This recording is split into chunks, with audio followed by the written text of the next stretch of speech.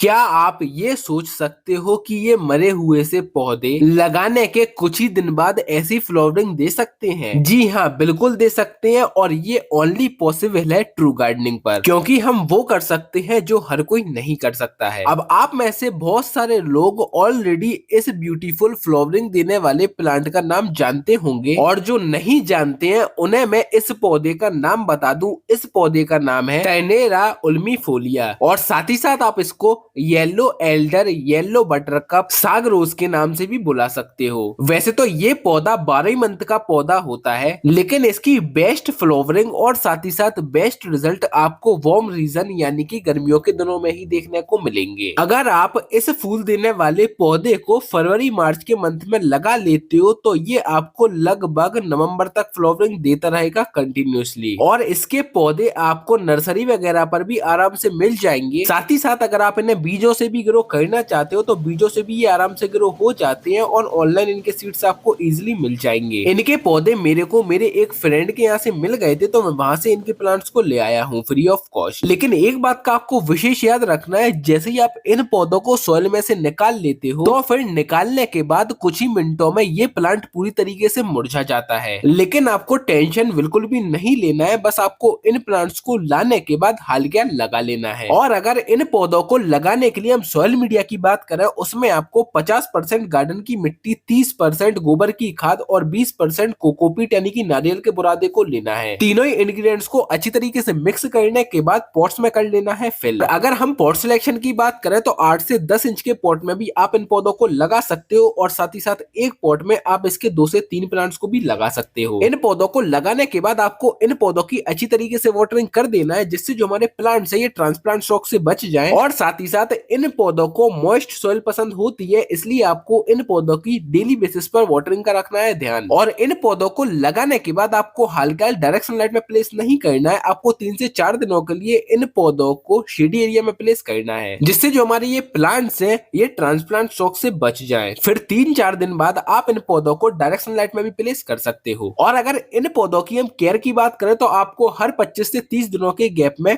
इन पौधों को फर्टिलाइजर देते रहना है। फर्टिलाइजर की बात करें तो आप वर्मी कंपोस्ट को भी ऐड कर सकते हो, या मेरी तरह डीएपी, डायमोनियम फॉस्फेट को भी इन पौधों को दे सकते हो। बाकी ये आप सभी के सामने इन पौधों के फाइनल रिजल्ट्स आफ्टर 41 डेज। बाकी आज की वीडियो आप सभी को कैसी लगी तो नीचे कमेंट बॉक्स में कमेंट कर जरूर बताएं।